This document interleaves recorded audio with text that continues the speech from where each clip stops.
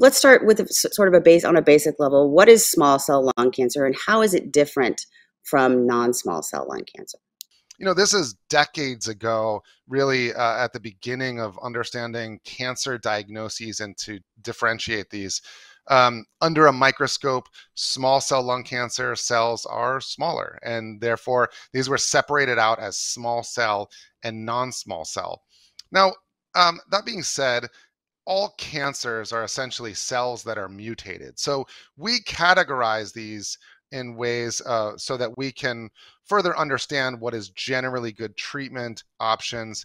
And that being said, these cells that are mutated really can be somewhat independent of those boxes in some ways. So each person's cancer needs to really be individually evaluated in the same way that we take into account the unique traits of each individual that has that cancer.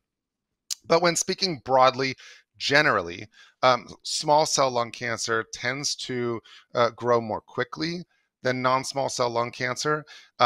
It tends to also respond very quickly to initial treatment. So the fact that it grows more aggressively also makes it a bit more susceptible to those chemo agents in the beginning. And so the responses can actually be quite dramatic as well. And so there are different characteristics in each of these. And I know we're going to get into some of the specifics that we take into account in treating small cell lung cancer. But just generally speaking, under a microscope, these are smaller cells. They look different. And thankfully, although it grows more aggressively, the responses to initial chemo are often typically quite rapid.